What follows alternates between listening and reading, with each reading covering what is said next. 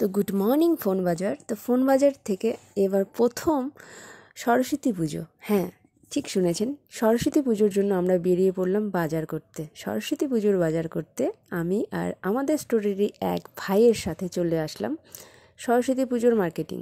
তো যেহেতু সরস্বতী পুজোর সব দায়িত্ব আমাকে দিয়েছে আমাদের ওনার্স, তো সেই জন্য সেই দায়িত্ব পালন করতে ঠিক চলে এলাম পুজোর যা যা সরঞ্জাম দরকার সব কিছু নিতে। প্রথমেই আমরা একটা মা সরস্বতীর প্রতিমা দেখতে চলে এলাম।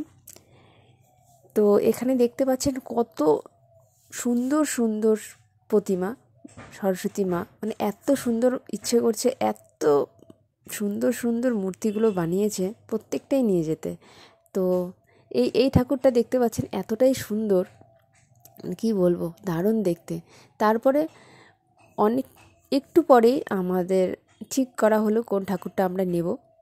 তারপরে আমরা নিলাম, প্রত্যেকটা ঠাকুরের মুখগুলো এতটাই সুন্দর হয়ে সুন্দর বানিয়েছে, কি বলবো আর।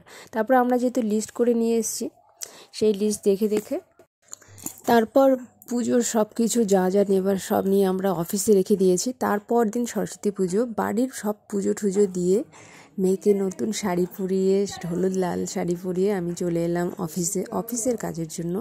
দেখতে পাচ্ছেন আপনারা এখন অফিসের পুজোর প্রস্তুতি চলছে। ঠাকুর মশাই চলে আসবেন, ব্রাহ্মণ চলে আসবেন একটু পরে, যেহেতু আমাকে সব একা দায়িত্ব সামনে নিতে হচ্ছে।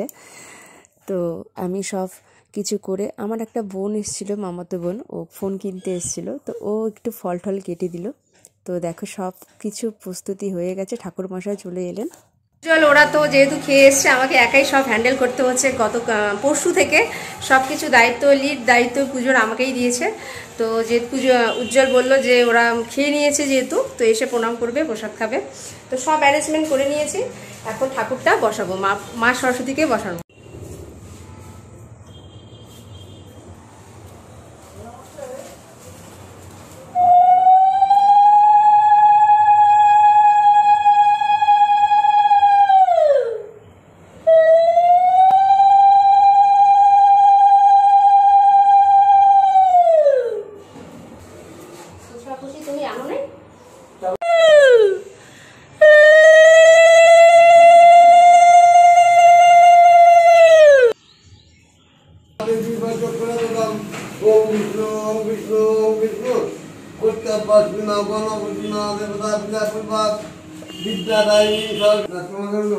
প্রসাদ খাবে না?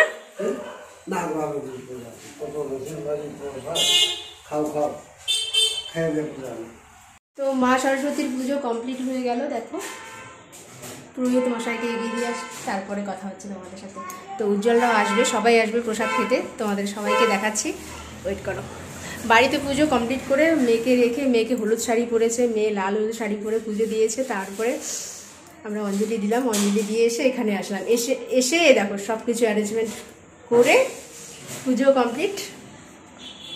তো পুজোটা ছিল উপরতলায়, নিচতলায় দেখাচ্ছি তোমার।